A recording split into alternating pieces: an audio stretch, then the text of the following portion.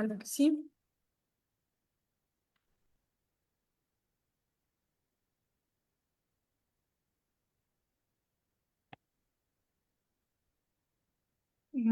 Algo está sucediendo que no se va a poder, creo. Ya está cargando. Bueno, ya aparece como el live, ya aparece la portada y la transmisión. Es que miren, les voy a compartir lo que aparece acá en el grupo, pero pues si ya aparece.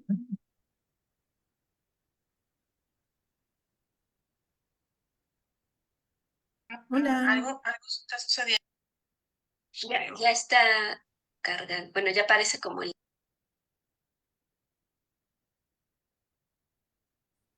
Estamos al aire. Bueno, parece que ya. Bueno, buenas noches, perdón. Una disculpa por la demora. Entramos un poquito tarde, tuvimos algunos problemas técnicos, pero parece ser que ya todo está solucionado y pues les damos nuevamente la bienvenida a esta emisión de el webinar de la Asociación Mexicana de Sistemática de Artrópodos. Y para mí es un gusto presentar al ponente del día de hoy, el doctor Javier Ponce Saavedra, quien es además también el vicepresidente de la asociación. Y voy a permitirme leer una breve semblanza del doctor Ponce. Él es biólogo egresado de la Universidad Michoacana de San Nicolás de Hidalgo, maestro en protección vegetal por la Universidad Autónoma de Chapingo y doctor en recursos bióticos por la Facultad de Ciencias Naturales de la Universidad Autónoma de Querétaro. Cuenta con una antigüedad de 45 años como académico de la Universidad Michoacana de San Nicolás de Hidalgo y actualmente se encuentra en proceso prejubilatorio como profesor investigador titular en la Facultad de Biología de esta universidad, donde imparte clases. Ha desarrollado la línea de investigación en entomología y aracnología, en particular sistemática y ecología, arácnidos de importancia médica, particularmente alacranes, y también apoya trabajos en paleoecología. Y producto de estas investigaciones ha logrado formar a 51 biólogos titulados. Es miembro del núcleo académico básico en dos programas de posgrado institucionales, de maestría y doctorado, en donde ha sido además coordinador general y ha formado 10 maestros en ciencias y 4 doctores en ciencias. Ha tenido la responsabilidad como editor de la revista Biológicas del Departamento de Ecología en Ciencias Biológicas y Agropecuaria de la Universidad Michoacana de San Nicolás de Hidalgo y de Ciencia y Nicolaita de la misma universidad. Y en el área de entomología y zoología en general ha participado como revisor en varias revistas mexicanas y extranjeras. Cuenta con 40 artículos en revistas con arbitraje internacional y aproximadamente 60 en revistas nacionales con arbitraje, revistas de difusión, memorias de congresos o revistas para público en general. Es autor de 4 libros y varios capítulos de libro y además ha participado en la descripción de un género y 18 especies nuevas de alacranes, una de opilión, 3 de arañas y otra de amblipígido. Muchas gracias, doctor Ponce, y le cedo el micrófono para que haga favor de empezar su ponencia. Bueno, muchas gracias por la oportunidad de platicar acerca de mis animalitos. Y les voy a platicar de manera, esperemos, clara y atractiva acerca de los alacranes y el problema que significa su picadura y que en general se conoce como alacranismo. El alacranismo en México y en otros países representa un problema de salud pública. Es un problema de salud pública porque, por definición, esto se le aplica cuando una situación de accidente, en este caso hablando de la picadura o puede ser la mordedura de una víbora, de una araña, en realidad afecta a un grupo de personas y no es un hecho aislado, como pueden ser muchas picaduras de otros animalitos o muchos accidentes con otros animalitos. La intoxicación provocada por el veneno del alacrán se conoce como IPA, intoxicación por picadura de alacrán, y generalmente provoca cuadros de diferentes características dependiendo en gran medida de la especie de alacrán que se trate o del grupo de alacranes de que se trate. Vamos a ver que este es un problema que requiere atención por parte de no solamente los biólogos, los taxónomos, sino también los encargados de manejar la problemática, tanto en el nivel de la prevención y el manejo de la problemática, como los médicos que tienen que atender en la fase de cura de las intoxicaciones. ¿Por qué es importante? Pues porque esto puede representar un problema que pone en riesgo la salud de las personas, pero no solamente un riesgo de que requieran atención médica, sino pueden poner en riesgo la vida y por eso se convierte en un problema de importancia para la salud. La manera en que normalmente se abordan los problemas de salud pública tienen la característica de que se hace de manera colectiva y requieren de intervención de diferentes em, partes de la sociedad, ya sea el aparato de gobierno a través de programas y demás, el sector salud en particular, la iniciativa privada y las organizaciones educativas, todos tienen que ver con la resolución de un problema de salud pública. Los síntomas, como dije, pueden ser cuadros distintos y que pueden identificarse, pues de manera más o menos general, como diferentes niveles de intoxicación. Los médicos nos hablan de cuadros, digamos, leves, cuadros moderados o cuadros graves. Esto depende del nivel de intoxicación que tenga la persona, pero también depende en buena parte de las condiciones inmunológicas que tenga la persona y la especie de alacrán de que se trate.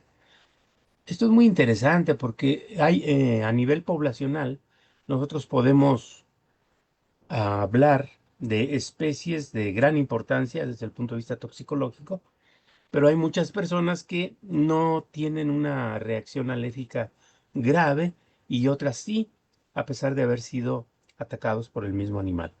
Esto tiene muchas explicaciones probables, pero si partimos de que ambos recibieron una intoxicación, las respuestas tienen mucho que ver con las condiciones individuales, las características individuales de la persona que ha sido picada. Pero los conjuntos de síntomas se pueden generalizar y podemos hablar de lo que todo mundo sabe acerca de la picadura de un alacrán. El dolor, por ejemplo, una sensación de dolor muy intenso, una sensación de quemadura, eh, el dolor es persistente, puede haber eh, inflamación inmediata o al paso del tiempo, sensaciones de parestésicas, así como que se adormece, etcétera. Generalmente eso ocurre casi con cualquier especie de alacrán. Pero cuando ya se pasa a un segundo nivel, el efecto se vuelve más sistémico y ataca el sistema nervioso fundamentalmente. Y entonces vamos a tener complicaciones que tienen que ver con esa falta ya de respuesta adecuada del sistema nervioso y la capacidad inmunológica para neutralizar el efecto del veneno. Podemos hablar de síntomas que la gente conoce, como esa sensación de ahogamiento de un cuerpo extraño en la garganta, que refieren muchas pacientes que han sido picados y que habla de un segundo nivel ya de intoxicación y que puede llevar a salivación excesiva y otro tipo de sintomatología que ya hace que se requiera la intervención inmediata del médico para detener esa intoxicación. Y ya la parte más grave es cuando la persona empieza a perder el control de su cuerpo, la persona tiene problemas en los ojos, se le mueven los ojos, este, tiene problemas con eh, fiebres, con taquicardias, un montón de complicaciones que tienen que ver ya con una intoxicación grave. Bueno, para fines prácticos nosotros vamos a decir que el alacranismo es un problema de salud pública y también un síndrome para los médicos. Finalmente, ambas cosas están relacionadas. La norma oficial mexicana habla de que el alacranismo debe ser atendido de inmediato, ya que se considera una urgencia médica que pone en riesgo la vida de la persona. Y en México tenemos reportes de picaduras desde hace muchos años altos. Tenemos problemas con la picadura de alacrán. Y aquí se menciona en la norma más o menos 250,000 personas con picaduras al año. Este es un valor que se mantiene más o menos alrededor de esa cifra. Y yo he revisado información de más o menos 20 años y tenemos ese comportamiento de aproximadamente 250,000 datos corroborados, digamos. Son personas que fueron atendidas por el sector salud y que quedaron registrados sus casos como una picadura de alacrán. Esto es lo que conocemos como morbilidad, ¿verdad? La morbilidad, pues, es solamente el dato de la frecuencia con que ocurre el accidente. Y pues es una frecuencia muy alta, 250,000 picaduras en un año, pues es un valor alto. Esto pudiera ser todavía más alto si consideramos todas las personas que sufren el accidente, pero no lo reportan.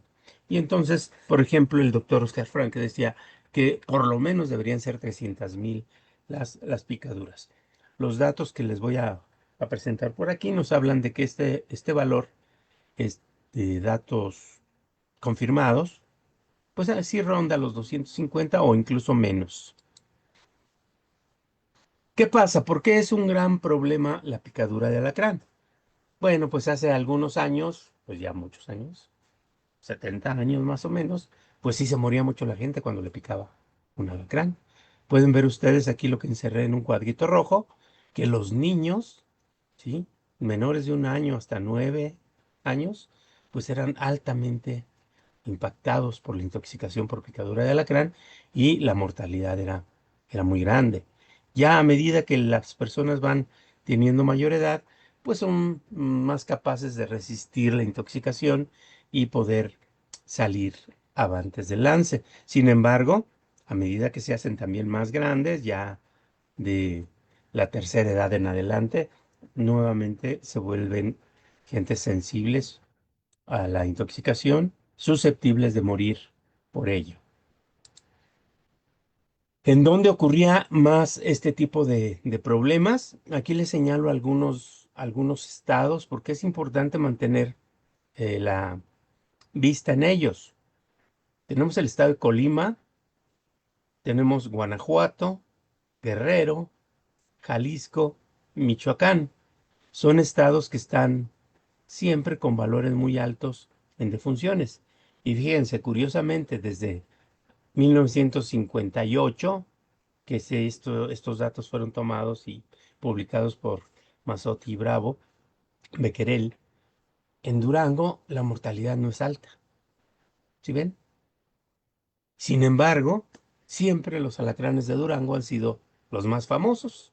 Entonces entendemos que la fama no estaba relacionada con la mortalidad, sino mucho más probablemente con la morbilidad o la abundancia de animalitos en esa ciudad.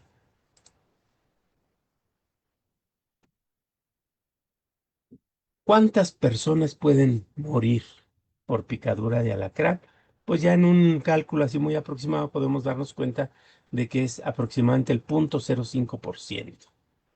Pero esto no por ser un dato menor significa que entonces debemos desentendernos del problema, no. Es cualquier enfermedad o cualquier situación que provoque la muerte de una persona debe ser atendida y debe ser estudiada para disminuir al máximo esa mortalidad y llegar pues al ideal. El ideal es 0 muertes. Tenemos varios estados, como ya comenté, que desde hace muchos años están señalados por la presencia de animalitos que causaban la muerte de las personas. Y siguen siendo más o menos los mismos, fíjense, actualmente. Con datos del 2023 tenemos a Guanajuato, Guerrero, Michoacán, Jalisco, Morelos, Nayarit y Colima. Se menciona cierta estacionalidad. Esto es un dato que debemos tomar con mucha precaución. Si yo se los pongo porque es común encontrar en revistas de difusión o incluso en revistas médicas hablar de estacionalidad para los animales de ponzoña. En Loxoceles está pasando, se habla de estacionalidad en cierta época, hay que cuidarse de la araña violinista. Con algunas víboras también se mencionan temporalidades. Esto no es tan cierto y en el caso de los alacranes, aunque hay una relación directamente proporcional entre la cantidad de agua, el inicio de las lluvias, el incremento de la temperatura y el incremento en la actividad superficial de los alacranes, pues eso no está absolutamente ligado, de tal manera que solamente el periodo que se menciona aquí, de mayo a octubre, que sería en nuestro comportamiento climático, un clásica época de lluvias, los meses en donde llueve. No es tan así. Nosotros podemos encontrar poblaciones altas de animales en el invierno, dependiendo del clima. Por ejemplo, la tierra caliente de Michoacán, Guerrero, Oaxaca, pues allí en el invierno también vamos a encontrar poblaciones altas, vamos a encontrar cortejos, vamos a encontrar apareamientos, vamos a encontrar nacimientos, etcétera. Aunque sí, como la gran mayoría de los animales, pues tienen cierta sincronía con el periodo de lluvias. La morbilidad es algo que todavía nos tiene preocupados porque a pesar de que ha disminuido la mortalidad por efecto de los programas que se han utilizado para prevención o que se han llevado a cabo más que utilizado, se han llevado a cabo para prevenir picaduras y también evidentemente a la llegada de los em, favoterápicos, los sueros o los antivenenos favoterápicos, pues esto ha hecho que se caiga la mortalidad de manera muy importante, pero la morbilidad no. La morbilidad está ligada con la presencia del animal, con la abundancia de las especies en diferentes condiciones y con el incremento de la probabilidad de un contacto o de una interacción del ser humano con ellos, porque esto es solamente la picadura. Pero representa un problema muy importante, porque una picadura implica que la persona, en principio, por norma, debe acudir a un médico si empieza a tener molestias, o incluso se supone que sin tener molestias debería acudir a un médico. Y eso ya implica una, un gasto, una cuestión económica. El que tengan que atenderse, aunque sea de manera que no represente mayor riesgo, pero que usen analgésicos, antipiréticos, este tipo de cosas, antiinflamatorios, bueno, pues eso implica también un desembolso, una cuestión de gasto para la persona que ha sido picada. Pero si vemos lo que está atrás, pues la fabricación de los medicamentos y los medicamentos específicos, los favoterápicos, pues tienen un impacto muy importante, pero son costosos. Y entonces si estamos hablando de aproximadamente 250,000 casos reportados, son 250,000 casos en que fue necesario fue necesaria la utilización de estos favoterápicos. Y bueno, pues las personas tuvieron que haber pagado o bien recibir el favoterápico del sector salud del gobierno, pero ese no se regala tampoco, ese el gobierno lo tiene que pagar.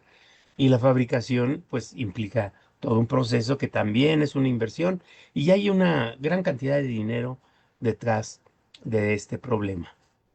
Y ustedes pueden ver aquí otra vez los estados de Jalisco, Guanajuato, Guerrero, Michoacán, Morelos, Nayarit, en los primeros lugares contando el valor absoluto de picaduras por año. Podemos ver en este mapa que presento a la derecha de la diapositiva la morbilidad en los últimos 10 años y comparando con un mapa que se presentó por allá en el 2016, en donde analizábamos la morbilidad y mortalidad provocada por alacranes en México, podemos ver que aquí ya no está en rojo toda la vertiente del Pacífico, solamente de Sinaloa hacia el sur y hasta Oaxaca, hasta Guerrero, perdón. ¿Por qué? Porque la morbilidad ha disminuido en algunos estados, pero no ha disminuido, creo yo, por efecto de que ya los animalitos ya no estén picando. No, ha habido un incremento fuerte del tamaño de las poblaciones humanas y un decremento importante en algunas poblaciones de alacranes por efecto de la antropización. La urbanización ha provocado que muchas áreas naturales sean invadidas y eliminadas y con toda su fauna. Ahora, al ratito platicamos un poquito más de eso, porque es bien interesante el darnos cuenta cómo hay dos líneas en las que podemos nosotros observar el efecto de la urbanización sobre los alacranes. Una de ellas, pues bastante triste, que es la extinción local de muchas poblaciones, y otra que lleva hacia un problema más grave de alacranismo. Si nosotros ahora vemos las picaduras promedio por cada 100,000 habitantes, con la intención de tener un parámetro de comparación que sea uniforme, pues entonces nos damos cuenta de que sí tenemos toda la parte occidental del país con colores, aquí usted lo puede ver, con colores rojizos, rosados, y solamente aquellos que están de color muy tenue son la península de Baja California y por aquí Colima. Sin embargo, Colima tiene una de las especies, dos especies, pero una de las más peligrosas que tenemos.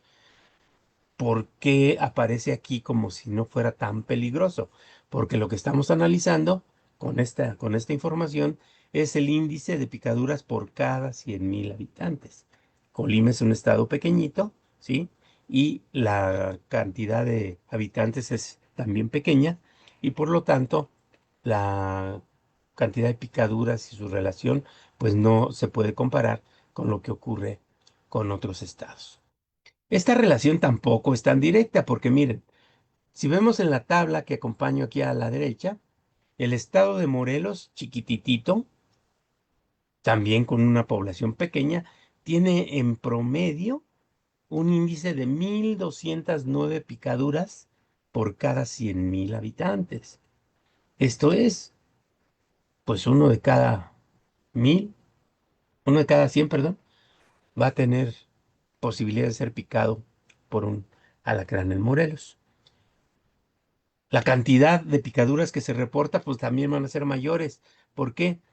Porque en el estado de Morelos y en el estado de Guerrero vamos a encontrar complejos de especies que incluyen a las más tóxicas que conocemos actualmente. El grupo Limpidus, por ejemplo, ¿sí? Y algunos del grupo Infamatus. En esta zona los vamos a encontrar bien representados.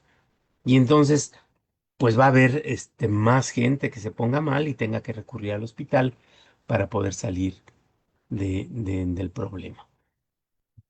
Guerrero siempre ha aparecido entre los estados con mayor problema de alacranismo. Nayarit, también un estado con una población relativamente baja, pero allí en este estado vive uno de los alacranes más tóxicos que tenemos, el Centuroides noxius. Un ratito se los presento. Y vean aquí Guanajuato, Michoacán, Jalisco. Los mismos nombres van a aparecer en toda la historia de la epidemiología de alacranismo en nuestro país. en diferentes lugares. Guanajuato, por ejemplo, ha ido cambiando de lugar. Se ha encontrado entre los primeros 5 o 6, tanto en el valor absoluto de la morbilidad, cuántas picaduras por año, como en el promedio de picaduras por año, como en el índice por cada 100,000 habitantes, va a aparecer entre los primeros 5 o 6, pero hace algunos años aparecía en el lugar 8 o 9. Allí se está incrementando fuertemente el nivel de picaduras. ¿Y qué es lo que está ocurriendo en Guanajuato en particular?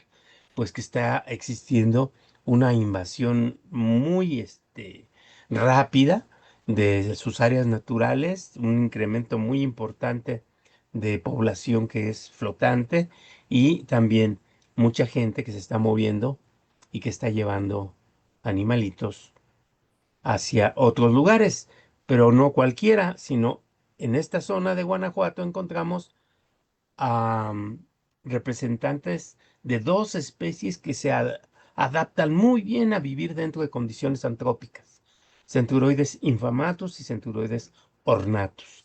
Y entonces ellos no son extinguidos localmente, sino que modifican su comportamiento.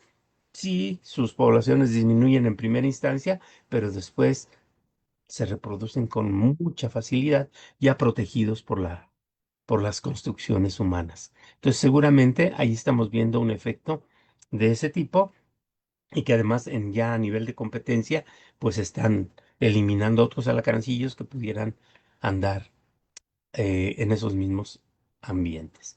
Y entonces, en estos datos que les presento aquí son ya del 2025, ya con los datos del mes de octubre, de la tercera semana del mes de octubre, y tenemos estos valores promedio de 2016 a 2025.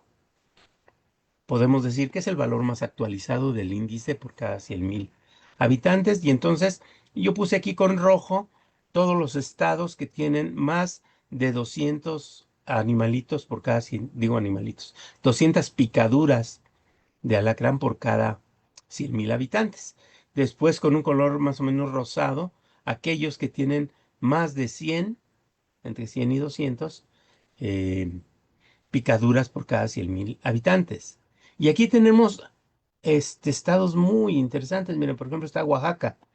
Oaxaca es uno de las entidades en donde encontramos mayor diversidad de especies de alacranes. Hay muchísimas especies de alacranes en Oaxaca. Sin embargo, el nivel de alacranismo pues es relativamente bajo. ¿Por qué? Pues por las especies que tenemos allí, que hay algunas que son casi inocuas, aunque pertenezcan al género Centuroides.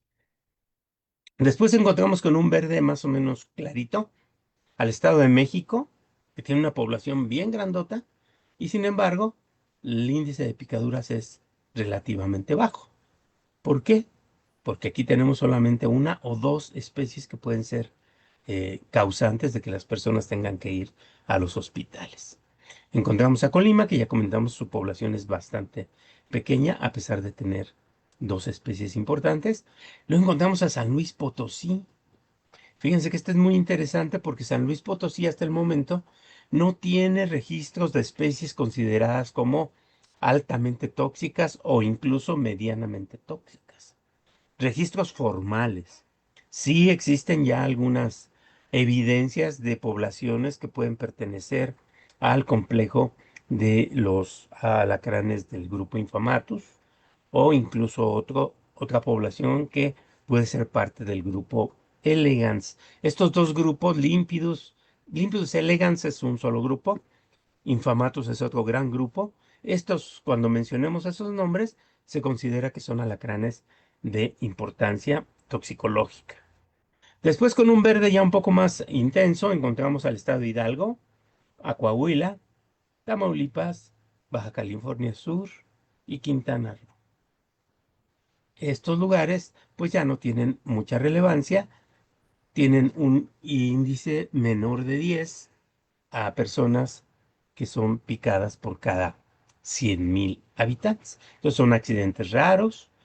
Las especies que hay allí seguramente no causan mayor problema y por eso no se reportan, porque sí hay especies y hay poblaciones grandes de alacranes, tanto en Hidalgo como en Coahuila, en Tamaulipas hay algunas por allí, pero no son tan relevantes. En Baja California Sur son comunes los centuroides exsilicaudas y en Quintana Roo también vamos a encontrar centuroides. Sin embargo, debido a que son de toxicidad moderada a baja, pues entonces no representa el mayor problema. Y los estados en los que definitivamente es muy raro que se presenten este, picaduras que tengan que ser atendidos, pues las muestro aquí en un color verde intenso con Tlaxcala, Campeche, Veracruz, Baja California, que es la Baja California Norte, Chiapas, Tabasco, la Ciudad de México, Yucatán y Nuevo León. En estos estados, fíjense, sobre todo Nuevo León, tiene poblaciones importantes de una especie que pertenece al grupo Infamatus, pero que desde siempre se ha sabido que es de toxicidad baja, ¿sí? Estamos hablando de Centuroides vittatus. Este dato es interesante, se parece al de Yucatán, en donde también hay un centuroides que se mete a las casas y les pica, que es Centuroides ocracius, y no genera mayor problema. La Ciudad de México no tiene poblaciones naturales de centuroides, hasta la fecha no se han reportado como poblaciones establecidas, pero como tiene un gran movimiento de materiales y alimentos y todo esto, pues es muy común que lleguen allí algunos animalitos que no son originales de esa zona, ni de poblaciones que se encuentren ya establecidas ahí, pero que provocan las picaduras. Si encimamos los dos mapas, morbilidad y mortalidad, pues lo que rescatamos muy importante es que Morelos, en uno de ellos, no es el principal estado en el que debemos cuidar el problema del acranismo, pero cuando utilizamos el índice de promedio, sí es un estado de gran importancia. Allí vamos a encontrar el índice más grande de picaduras por cada 100,000 habitantes.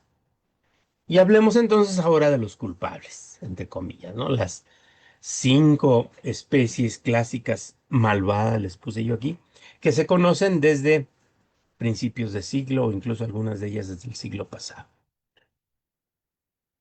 Perdón, del siglo XIX, yo sigo pensando que vivo en el XX.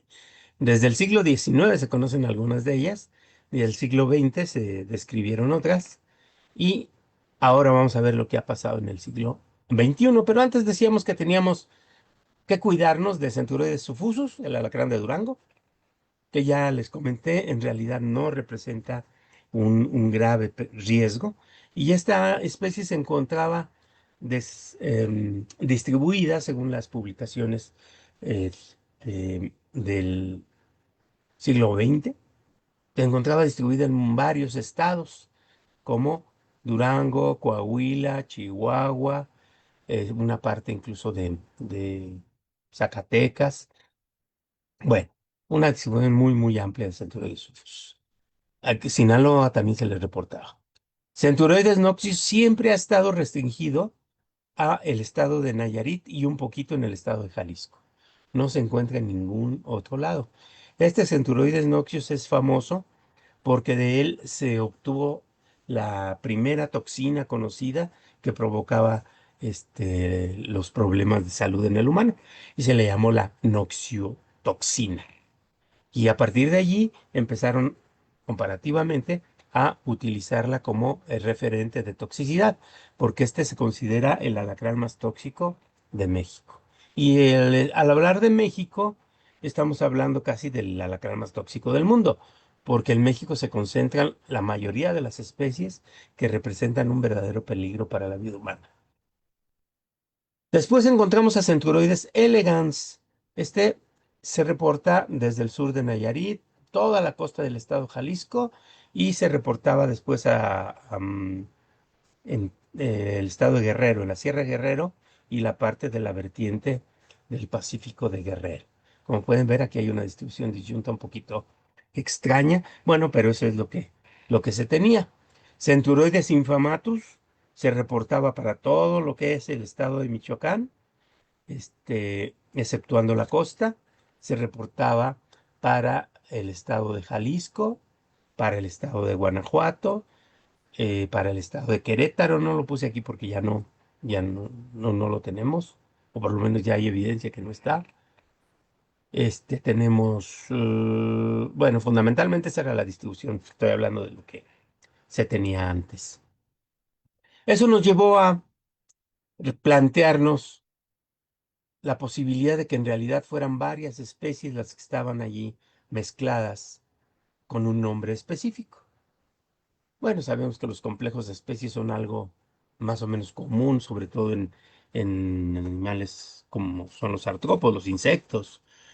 Los arácnidos, pues no se quedan atrás, ¿verdad? Tenemos varias especies que pudieran caer en esta clasificación de complejo.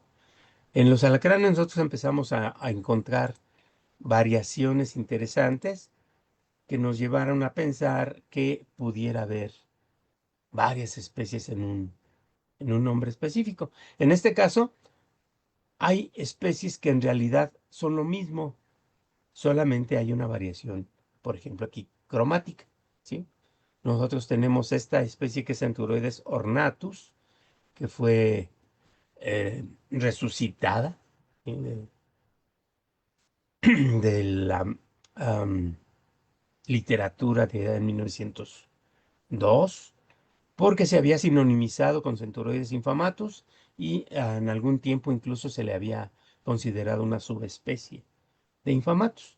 Pero bueno, ya un trabajo que se hizo por allí en el 2015 nos permitió revalidarla y la encontramos fundamentalmente en la parte centro de México, lo que es el estado de Guanajuato, sobre todo al sur de Guanajuato, el estado de Michoacán, norte de Michoacán fundamentalmente y un poco hacia el oriente, y lo que es parte del estado de Querétaro, el sur de Querétaro,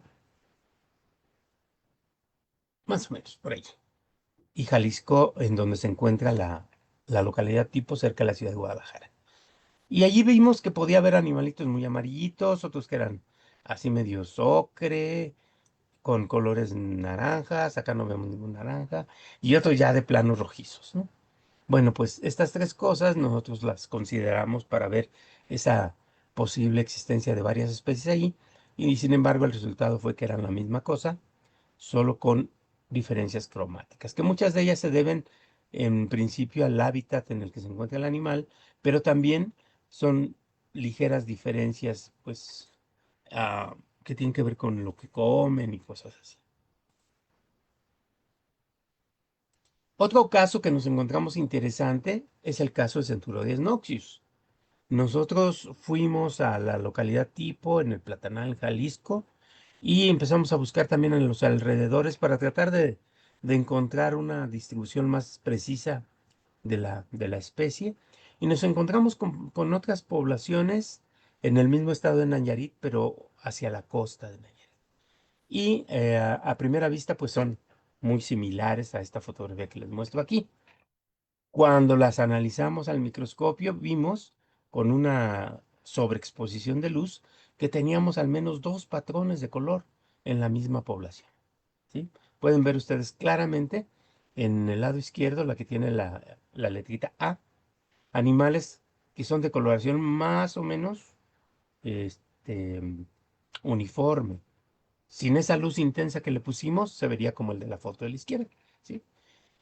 Pero otros tienen claramente una banda sin pigmento en la parte media, igualita a la que tienen todos los alacranes que son considerados de importancia médica y a los que el doctor Carlos Hoffman, por allá en 1932, les llamó los animales rayados.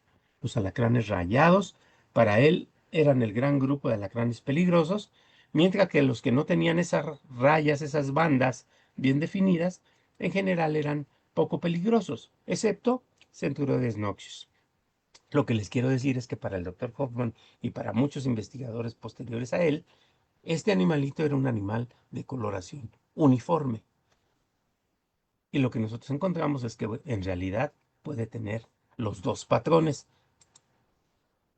Y aquí lo vemos ya un ejemplar en alcohol del que nosotros encontramos en poblaciones costeras y entonces lo comparamos contra lo que teníamos de poblaciones con banda. Aquí pueden ver que sí tiene una bandita de color claro y aquí tiene su banda muy clara de color claro.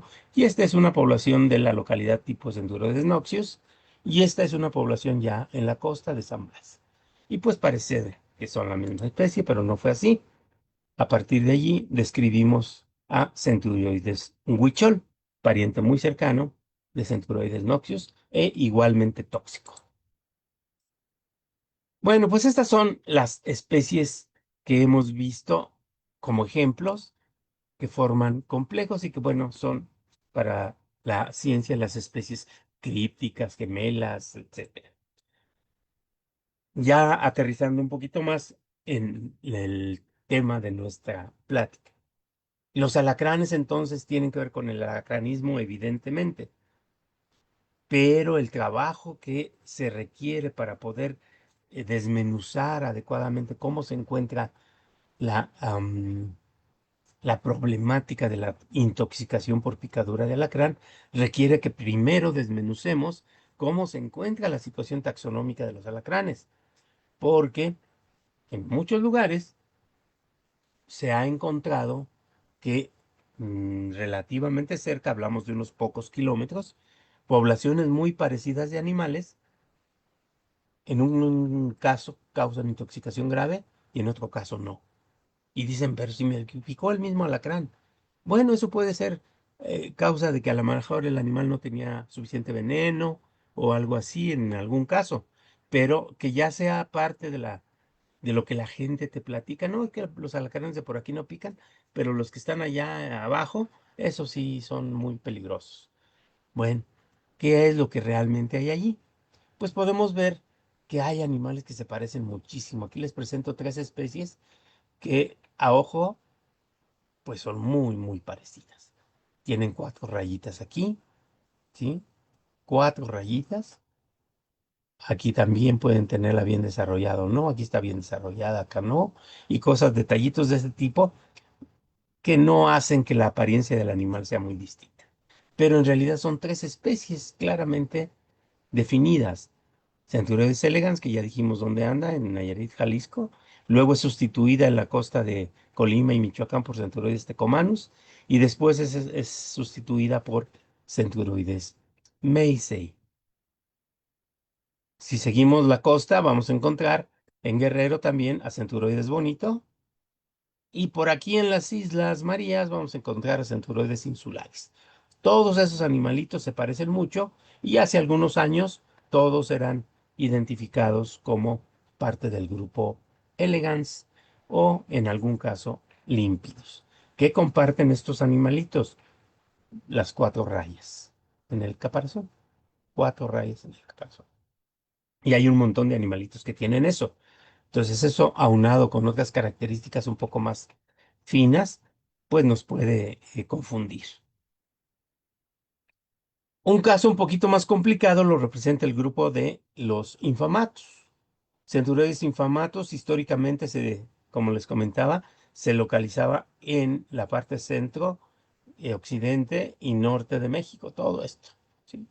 Y bueno, este mapa que les presento es un mapa de Enciclovida de este año, en donde podemos ver que hay, voy a revisarme una, ay, perdón, hay registros de Centuroides ornatus, que son estos naranjitas, y de Centuroides infamatus, en muchas, muchas, muchas localidades y muchas identificaciones de personas que dicen que se trata de esas especies, ¿verdad?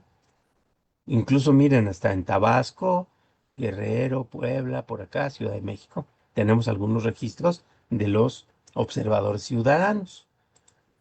Pero si nosotros vemos, bueno, en Mazatlán se está diciendo que existe un Centuroides infamatus. También nos dijeron que en Tepic había Centuroides infamatus. Esto es parte de la distribución histórica que nosotros ya conocíamos. Y también en Jalisco nos decían que había infamatus y había ornatus, ambas especies. Bueno, ¿qué es lo que hicimos? Pues meternos a analizar a ese complejo para ver si todo esto que está aquí reportado en la literatura en realidad corresponde a la misma especie. La primera separación que hicimos, como les dije, fue separar a Centuroides ornatus. Ya con la publicación del 2015 se hizo la revalidación. 2009 dice aquí, pero es 2015. Perdón. Y luego nos topamos con un problema que significaba la inexistencia de un ejemplar tipo. El ejemplar tipo se perdió supuestamente durante la Segunda Guerra Mundial porque se encontraba en Alemania y no existe más que la descripción original, que es muy, muy, muy general, y pues por eso ahí entraban un montón de poblaciones que tenían características comunes de coloración sobre todo, y con eso ya se llegaba a Centuroides infamatus. Y entonces nosotros tuvimos que decidir qué población era la que vamos a considerar como población representativa de la especie Centuroides infamatus, y en el 2015 decidimos que eran las poblaciones de León, Guanajuato. Y bueno, las poblaciones silvestres de los alrededores de León, Guanajuato, que tenían este tipo de vegetación y que encontramos a altitudes de más o menos 1800 metros sobre el nivel del mar. Y a partir de eso, pues ya tuvimos una referencia para poder comparar poblaciones y definimos varias especies como integrantes de ese grupo Infamatus. Aquí en 2022 ya teníamos representadas a Centuroides infamatus y además otras especies. En Sonora, a Centuroides laureande, que se describió en 2019, Centuroides ornatus, el Morelia y Guanajuato y demás, Centuroides romeroi, que se describió la parte límite de Michoacán y Jalisco. Encontramos Centuroides ruana de la depresión del Balsas, de la parte baja, en el lugar del mismo nombre. Y Centuroides suffusus y Centuroides vittatus, que ya tienen descritas desde el siglo XIX y que su distribución se encuentra más hacia el centro y oriente, norte, oriente del país. Esas fueron las especies que para 2022 teníamos, pero a partir de una tesis de maestría que hicimos buscando desmenuzar un poquito más esto con Wilfrido Linares, pues encontramos lo siguiente. Sí hay una población en Sinaloa del grupo Infamatus. Sí hay una población en Zacatecas del grupo Infamatus y resultó ser una especie nueva que ya está en prensa y a la cual le pusimos Centuroides romeli eh, en honor del doctor Carlos Rommel Beustelspacher. Ya esa ya está a punto de salir. Tenemos en Sinaloa, describimos a Centuroides baldassoi en el 2022 y esta es una especie dedicada al maestro Baldasso de Guerrero, quien nos dejó por cuestiones del COVID. Y entonces, bueno, le dedicamos a esta especie que vive, fíjense, en este ambiente tan particular, muy, muy cerquita del mar, casi donde rompen las olas por allí. Ya se pueden encontrar madrigueritas o lugares, no madrigueras, escondrijos en donde estos animales pueden estar, o bien están debajo de las rocas por ahí.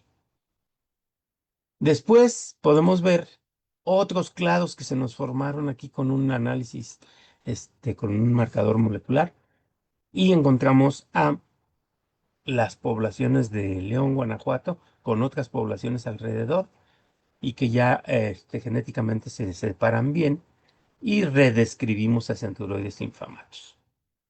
Esta redescripción va incluida con la descripción de Centuroides romeli, que ya está aceptado.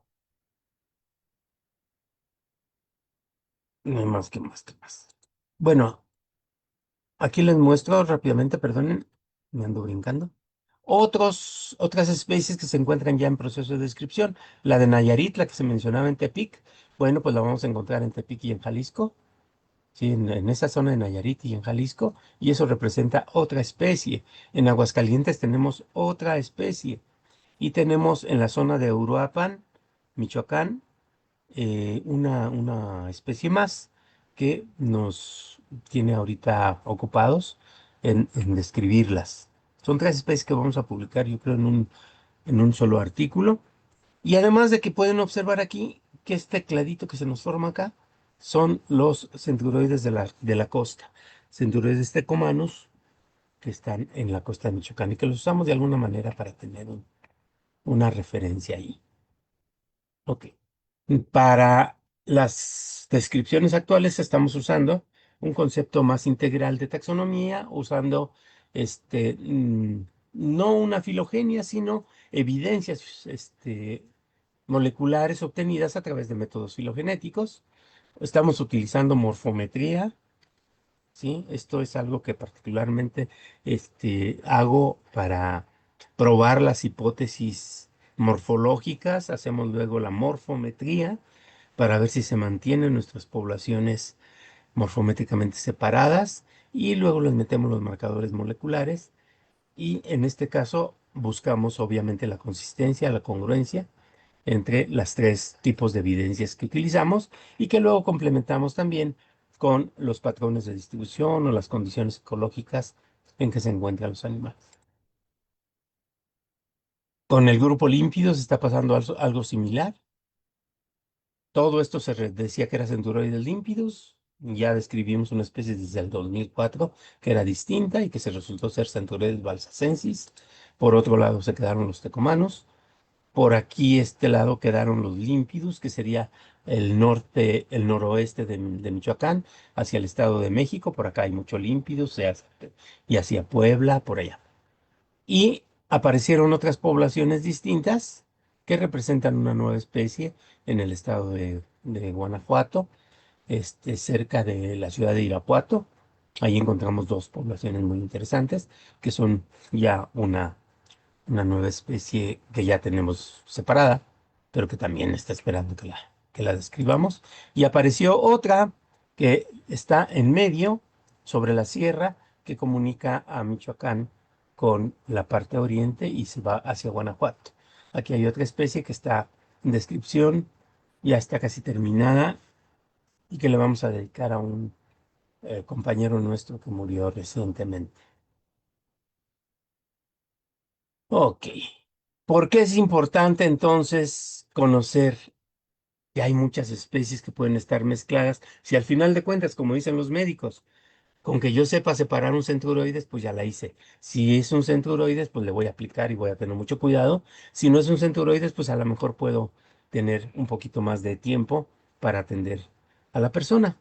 En principio esto puede ser cierto, pero esto lo sería si todas las especies tuvieran las mismas toxinas. Pero eso no ocurre, ¿sí? Lo que se ha observado, y hace mucho tiempo que hay algunas evidencias de esto, es que especies muy parecidas pueden tener composiciones toxicológicas diferentes. Un caso que ya es, digamos, clásico es el caso de Centruroides exsilicauda, que está distribuido en toda la península de Baja California. Bueno, eso es lo que se dice hasta el momento. Yo creo que tenemos una especie en Baja California Sur, en la zona desde San Quintín hasta La Paz, y Los Cabos, y hay otra que se distribuye de la parte media hacia el norte de Baja California. Una de ellas es Centuroides exsilicauda típico, que está en el norte, y lo que se encuentra en el sur es una nueva especie. Pero bueno, la que nos interesa es que decían, Centuroides exsilicauda está en toda la provincia, la península de Baja California, y se encontraba también distribuida en Sonora, supuestamente, en donde también existe una especie que se llama Sculpturatus y que decían que era muy peligrosa, tanto Sculpturatus como Exsilicada en Sonora causaba intoxicaciones graves, pero en Baja California no. Entonces la pregunta era, bueno, ¿cómo en Sonora, si es Centuroides exsilicauda, si la gente se pone muy mal cuando le pica este animal, y en Baja California no, si es la misma especie? ¿Sí? Entonces, una sinonimia que existía desde hace muchos años entre Sculpturatus y Exsilicauda tuvo que ser investigada porque esto representaba una posibilidad de un error taxonómico. Y en el 2001, Benjamin Gantenbein, el doctor Victor Fett y otros colaboradores hicieron un análisis de fragmentos de gen 16S y se dieron cuenta de que era real, que en realidad existían diferencias muy importantes entre estas especies y hicieron ver, porque no validaron taxonómicamente la diferencia, eso ya se hizo posteriormente, que había dos especies realmente allí y que en Baja California solo existía Centuroides exsilicauda, mientras que las poblaciones que estaban en Sonora no eran exsilicauda, eran Sculpturatus. Y Sculpturatus es una especie considerada de toxicidad media a alta, mientras que la otra es toxicidad baja. En los últimos años se han hecho más estudios porque a medida que hay más especies, pues también los especialistas en veneno se han interesado más en saber cómo está esta diversidad venómica. Y han hecho trabajos interesantes y ya se tienen aproximadamente 24 especies de las que se conoce la caracterización de su veneno, no, perdón, 12 de especies de las que se conoce, de aproximadamente 24 que se consideran de importancia médica en México. Algunos resultados que ya podemos generalizar es que hay 30 componentes tóxicos únicos, es decir, que se encuentran solamente en algunas especies, no se comparten, ¿sí? Y que estos tienen un funcionamiento muy parecido, ¿sí? Afectando los canales de sodio, eso ya lo sabíamos, ¿no? Que es lo que fundamentalmente hace el veneno de alacrán, afecta esa funcionalidad celular. Entonces es el problema más grave. Pero que haya 30 componentes tóxicos que están distribuidos en diferentes especies es muy importante. Más del 70% de estos componentes se parecen a Centuroides noxius, pero no son iguales. ¿Y para qué nos sirve eso? Pues para que los que fabrican los favoterápicos, si ustedes ven el suero antialacrán que se usa, dice ahí que es polivalente. Eso significa que puede funcionar para muchas especies de centuroides. Y es cierto, pero por algunas no funciona y tienen que estarle poniendo y poniendo y poniendo a la gente para que más o menos salga de la bronca. ¿Qué está pasando allí? Ah, pues que seguramente hay algunos componentes tóxicos que desconocemos y para los cuales la neutralización con el favoterápico no está funcionando. Y entonces también se está trabajando con nuevas alternativas con los favoterápicos. Una de ellas es utilizando el fragmento variable de cadena simple, que sí le llaman, que tiene origen humano y que se pueden construir ya de manera sintética y de esa manera generar una especie de evolución artificial dirigida con fagos y cosas así que los biotecnólogos están generando para que puedan neutralizar aquellas toxinas que se parecen a la Noxious toxina 2, pero que como no son iguales, entonces no tienen efectos tan eficaces. Hay especies que recientemente se han trabajado, por ejemplo, Centauroides baergi en Puebla, Centauroides bonitos, Centauroides villegasi, que son especies que viven en el estado de Guerrero, y allí se encontraron toxinas que los, perdón, los fragmentos variables de cadena simple no pueden neutralizar. Y hay que trabajar con ellos para encontrar algunas variantes de ese tipo de anticuerpos o de esas construcciones inmunológicas para que puedan funcionar mejor los antivenenos. Pero yo creo, desde el punto de vista, obviamente ya del biólogo, no tanto del médico, el biotecnólogo, lo primero que tenemos que hacer es clarificar quiénes son los animalitos que habitan en las diferentes regiones del país de manera natural, cuáles son los que se están adecuando más rápido a los cambios climáticos y a los cambios que provoca el ser humano. Y de esa manera tener un bagaje de información que pueda darle mejores elementos a los médicos para tomar sus decisiones para controlar el problema. En México tenemos 316 especies de alacranes, pero solo 24 son importantes para la salud pública. El mensaje es, no los pises, no los mates, si puedes, reubícalos, si no, bueno, pues ni modo. Pero la gran mayoría de los alacranes no son de importancia médica. Muchísimas gracias. Muchas gracias, doctor Javier Ponce. Muy interesante su plática. Hay aquí varias varios comentarios en Facebook, en el chat, se los voy a ir leyendo como van llegando. Sí, gracias. Saludos desde Ciudad del Carmen, Campeche, de Víctor Alfredo López Jiménez. Gracias. Saludos desde los Tuxtlas. Preguntan si hace frío, los alacranes disminuyen, puede disminuir sus poblaciones. Depende de qué alacranes hablemos. Los centuroides, los peligrosos, normalmente los vamos a encontrar en climas templado cálidos o bien cálidos. Pero hay una especie o dos, en este caso de la que yo sé, Centuroides ornatus, llega a estar en bosques de pino a temperaturas promedio bastante bajas y altitudes de hasta 2.350 metros sobre el nivel del mar. Al menos tenemos dos poblaciones registradas por acá en esas partes altas de los cerros de centuroides ornatus, pero no es el caso general. A esas altitudes y con temperaturas frías son mucho más abundantes especies de otras familias. En México, Behovide y Diplocentrid. Ok. También preguntan si en donde viven hay demasiados alacranes, cómo alejarlos sin matarlos, por ejemplo, ¿qué aconsejaría? Mm, es muy complicado. Hay muchas leyendas urbanas que hablan de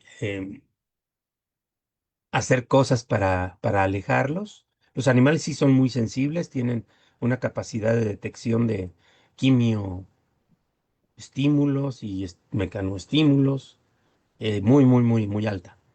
Entonces, en función de eso, la gente dice, pues vamos a quemar copal y vamos a quemar no sé qué tipo de plantitas, y entonces el aroma tan fuerte los va a alejar.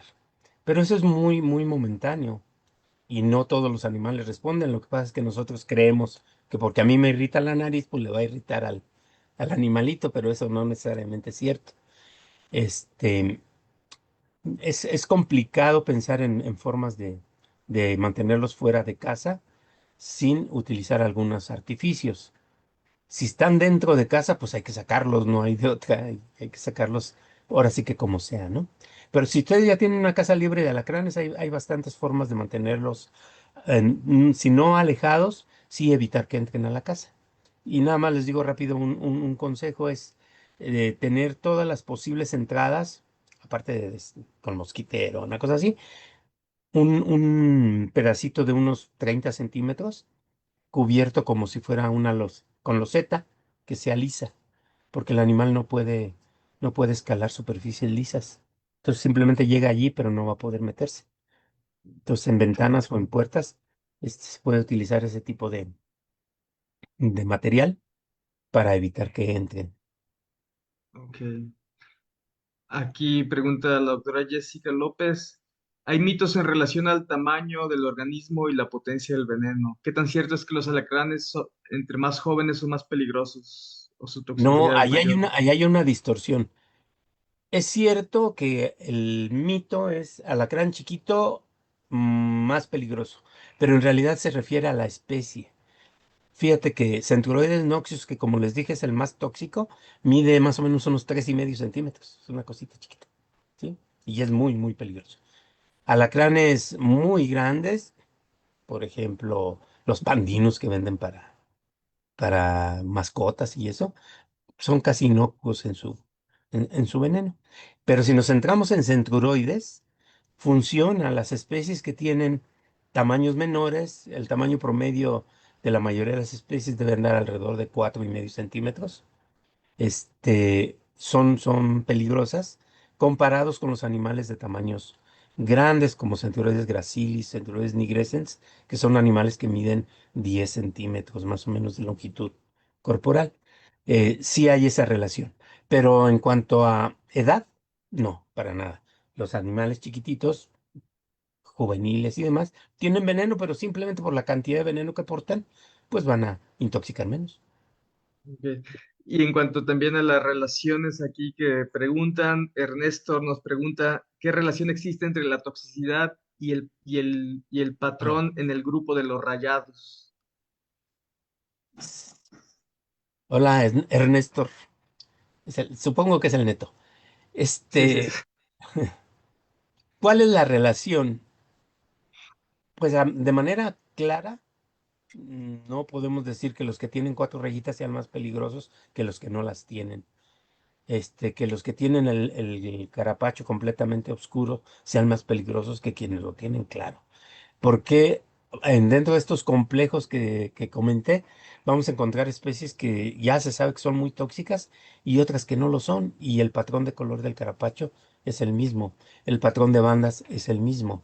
Entonces tiene mucho que ver más la historia evolutiva de cada una de las especies. Ok. Hay varias preguntas, así que si se cansa usted me dice, pero vamos a No, no, seguir no, yo me puedo dándole, echar dándole 3 horas. salida. Ha despertado mucho interés, obviamente. Aquí Gracias. nos preguntan cuál es la diferencia entre un vinagrillo y un alacrán. Ok, son arácnidos completamente distintos. El vinagrillo es un arácnido que se ubicaba antes en un grupote que le llaman los pedipálpidos. Bueno, el chiste es que el vinagrillo tiene sus pedipalpos modificados con espinas y demás, y su latiguito que tiene atrás no es una parte de su mesosoma, no es un metasoma, es un flagelito nada más. Y el vinagrillo se defiende con unas glándulas que están a un lado de su ano, y cuando se ve molestado levanta el, el latiguito y expulsa una sustancia que tiene varios componentes, pero el más abundante es el ácido acético. Y entonces eso volatiliza, forma un gasecito que es muy molesto y que confunde al posible depredador y le permite escapar. Pero son grupos completamente distintos. Bueno, este es un comentario mío. Hay en algunos lugares, hay algunos que le llaman madre de alacrán, pero estos son Ujú. los amfipígidos, ¿no? Depende de la zona del país que me hables. Acá en Michoacán y la parte más centro-sur, algunos solífugos, sobre todo los solífugos de tamaño más o menos grande, les dicen madres de alacrán. Pero en otras partes del país pueden referirse incluso a algún tipo de araña. Entonces ahí sí Ok. depende de qué zona de México estemos hablando. Ok, muchas gracias. Julieta BC pregunta por qué se usó a Tecomanus como grupo externo en su análisis. ¿Por qué Atecomanus? Bueno, como no es un análisis filogenético estricto, sino es una forma de encontrar evidencias de diferencia, yo busqué un grupo del cual tuviera, en principio, tuviera secuencias. Y, y segundo, que su zona de distribución está bien delimitada. Sabemos que no se encuentra tierra dentro del continente, y morfológicamente es bastante distinto del grupo Infamatus con el que estábamos trabajando. Pero además había una segunda intención. En los primeros análisis que yo hice con estos grupos, me llamaba mucho la atención que Centuroides tecomanus, en aquel entonces era un Limpidus tecomanus, se pegaba casi siempre a los grupos de infamatos, no a los grupos de límpidos que se supone debería pegarse. Entonces, pretendí, al meterlo ahí, ver si realmente era un grupo bueno o se me iba a mezclar cuando yo ya metiera muchas más poblaciones del grupo infamatus, y entonces se me iba a revelar como una especie rara con rayitas, pero que formaba parte del grupo Infamatus. Pero la realidad es que no, se mantuvo separado, a pesar de representar ya varias especies del grupo Infamatus ahí. Ok. Misma Julieta pregunta, ¿cuáles son las medidas de los ejemplares que se usaron para la morfometría? ¡Wow!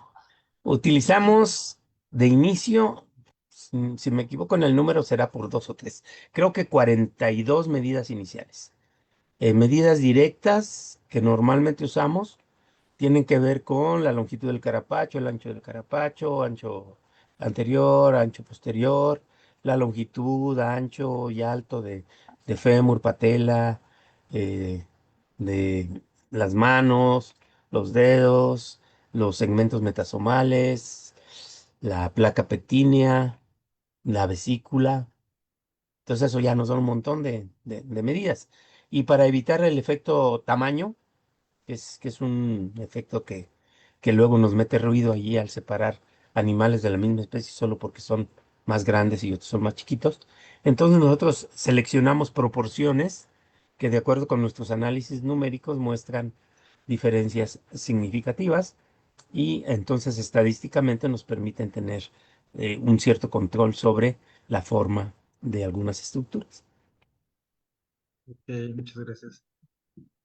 Desde Chiapas le mandan saludos y lo felicitan por la ponencia, por Aguilar. Jessica pregunta si en México existen disposiciones legales, reglamentarias o protocolos obligatorios que regulen la disponibilidad, almacenamiento y suministro de antivenenos para picaduras de alacrán en centros de salud públicos y privados. Y si no los hay en la clínica, por ejemplo, ¿hay alguna responsabilidad legal que pueda derivarse de esta falta para el establecimiento o el personal médico? Sí, existe la norma general, la que mostré del 2011, y allí se mencionan varias cosas al respecto, pero hay reglamentos que se derivan de la norma y con los cuales trabajan las personas del sector salud y los médicos y los hospitales y todo el mundo.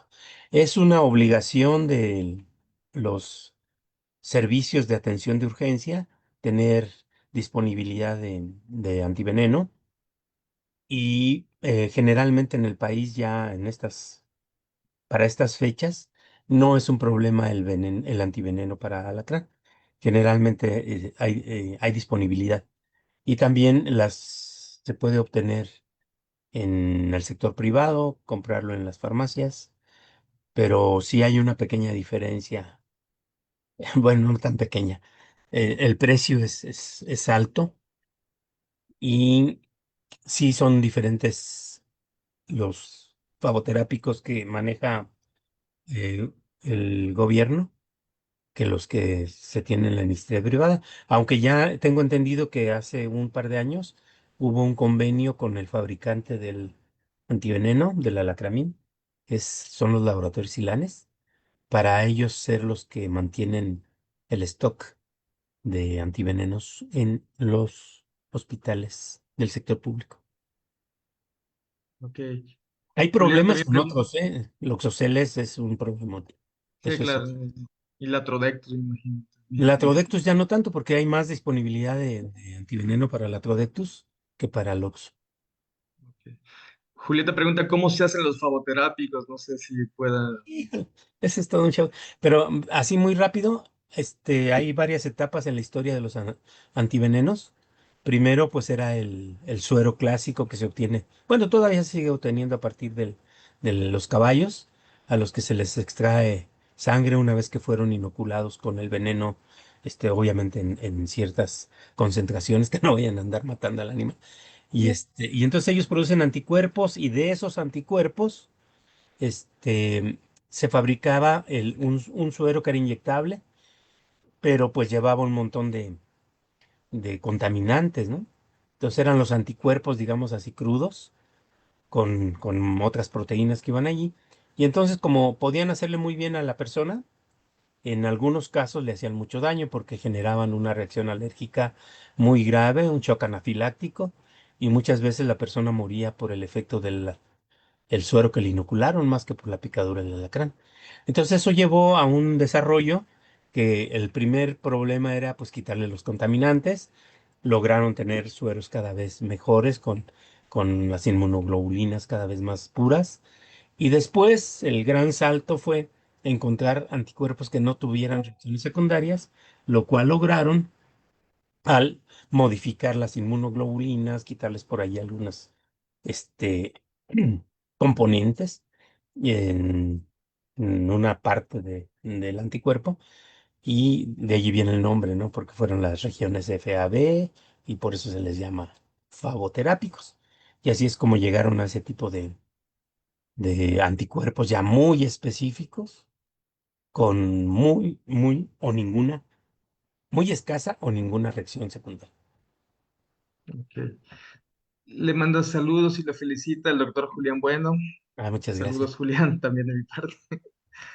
Desde Ciudad Guzmán le mandan saludos. Paulino Ponce, desde Ah, Jalisco, también gracias. lo felicitan. Dulce Sarazúa. Desde Valdivia, Chile, también le mandan saludos y Gracias. felicitaciones. Bueno, Julieta, una última pregunta. Bueno, hay dos preguntas de Julieta, que es la que más ha preguntado aquí, es si todos los centruroides son de importancia médica y cómo, si hay tanta variación, cómo una persona puede distinguirlos, ¿no? El que le picó, por ejemplo. Em, no, no todos los centuroides son de importancia médica. Tenemos, mencioné 24 especies, ¿no? En la diapositiva. Hasta el momento tenemos ya más de 60 especies. Creo que con esta última que va a salir deben ser 62 o 63 especies de centuroides en México. Entonces, pues una tercera parte de ellos. Tenemos, por ejemplo, en Oaxaca y en la Sierra de Guerrero, tenemos especies que pertenecen a otro grupo que distinguimos ya no por color, sino por características morfológicas que le llamamos el grupo Nigrovariatus. Y la mayoría de esos alacrancitos tienen sus rayitas y todos se parecen mucho a los que tenemos por acá, pero su toxicidad es muy baja. Y bueno, ahí están la gran mayoría de las especies que no son peligrosas.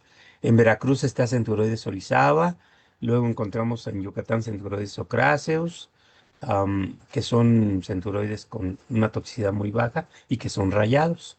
Y luego está todo el grupo de los que no presentan rayas. Y ahí encontramos a los animales muy, muy atractivos, grandes, que asustan mucho a la gente, pero que lo más que provocan es mucho dolor. El grupo Gracilis, el grupo Nigrescens, el grupo Flavopictus y cosas así. Ok. Bueno, hay más saludos y felicitaciones. Beto Gracias. Loya, Sergio Tablas, Julieta agradece también las respuestas. Y a reserva de mejor comentario de su parte o de la doctora Gabriela, le agradecemos su muy interesante ponencia, que tuvo bastante interacción aquí. Muchísimas gracias, doctor Javier Ponce. Pues no, al contrario, gracias por permitirme hacer esto. La suerte me favoreció, lo pude hacer. Yo espero que algunos de mis estudiantes me hayan estado escuchando. Si no, pues reprobarán. Claro, claro que lo están Gracias. escuchando con interés. Y bueno, agradecemos a todos. Pedimos disculpa por los minutitos de fallas técnicas que suceden frecuentemente, pero muchísimas gracias por su atención, por seguir estos eventos. En 21 días tenemos la siguiente sobre abejas con la doctora Fernanda Baena de INECOL. Y bueno, cedo el micrófono a la doctora Gabriela. Pues nada más reiterar el agradecimiento al doctor Ponce y a todos los que escucharon la ponencia y las que lo van a escuchar. Estoy segura que ha despertado mucho interés. Y pues también a todo la mesa directiva de la AMSA que nos acompaña en estas eh, webinars. Y no se pierdan el siguiente. Muchas gracias y buenas noches. Buenas noches, gracias.